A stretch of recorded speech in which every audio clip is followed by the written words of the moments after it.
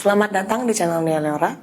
Hari ini kita bakalan bahas 3 kisah nyata yang mengerikan dan masih menarik bahkan fenomenal untuk dibahas sampai saat ini. Kalau misalnya kalian siap untuk dengerin sampai akhir, mari kita mulai.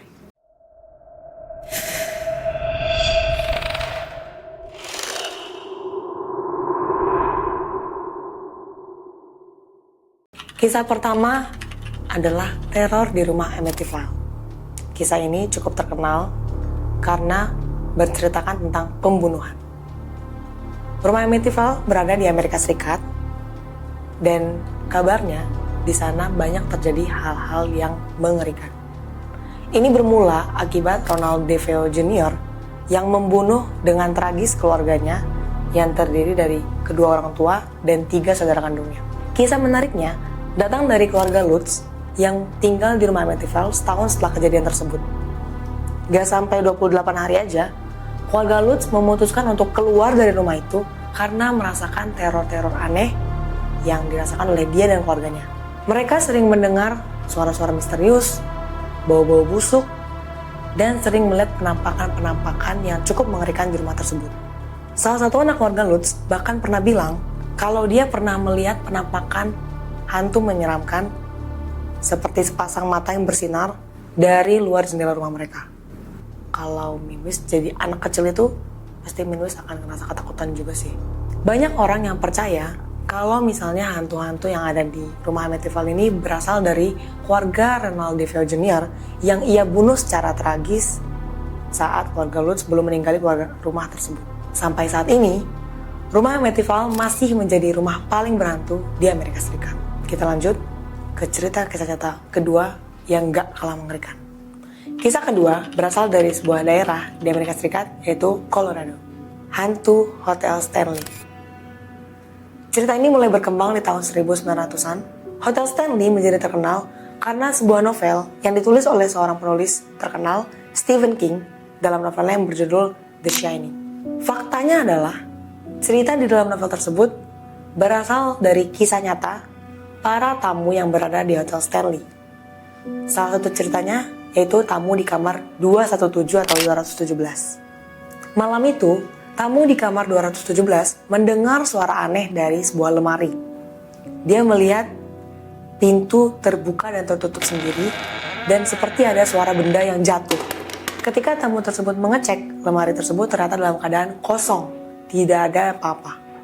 Tapi ia mengatakan kalau misalnya di dalam lemari tersebut rasanya dingin dan seperti ada yang mengintai dalam kegelapan. Ada juga kabar bahwa banyak tamu lain yang merasakan teror-teror aneh di Hotel Stanley. Salah satunya adalah penampakan wanita tua yang berada di lorong hotel. Kabarnya, wanita tua ini adalah seorang pembantu yang tewas akibat ledakan gas di tahun 1900-an di daerah Hotel Stanley. Sampai saat ini, tamu-tamu yang menginap di Hotel Stanley masih merasakan fenomena, penampakan, dan gangguan-gangguan aneh di dalam hotel tersebut. Apakah kalian tertarik untuk menginap di Hotel Stanley? Komen di bawah. Kisah yang ketiga berasal dari cerita yang mungkin kalian pernah dengar, yaitu kutukan boneka anak. Is the worst thing in here. It's that doll. I'm not gonna stare at it though. Boneka Annabelle dimiliki oleh seorang perawat yang bernama Donna. Dia mulai memiliki boneka Annabelle ketika tahun 1970-an. Awalnya boneka Annabelle ini terlihat biasa saja, bahkan gak ada terlihat apa-apa. Tapi, satu ketika, Donna merasakan hal aneh dari bonekanya. Ia menyadari bahwa boneka Annabelle-nya bisa berpindah-pindah tempat sendiri. Suatu hari, Donna mendapati pesan misterius yang bertuliskan "Help me" atau dalam bahasa Indonesia berarti "tolong saya". Karena Donna merasa takut, dia memutuskan untuk memanggil paranormal untuk datang ke rumahnya dan melihat apakah ada arwah anak kecil di dalam rumahnya. Gak disangka, ternyata paranormal itu mengatakan kalau arwah anak kecil tidak ada di rumah Donna, melainkan ada arwah roh jahat yang mendiami bonekanya, boneka Annabelle.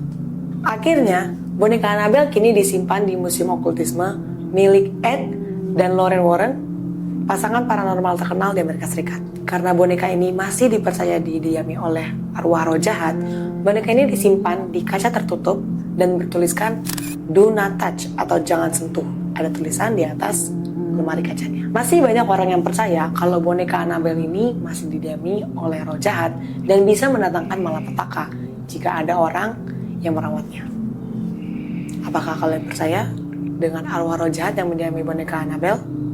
Tulis komennya di bawah. Itulah 3 kisah nyata yang mengerikan yang bisa kita bahas hari ini.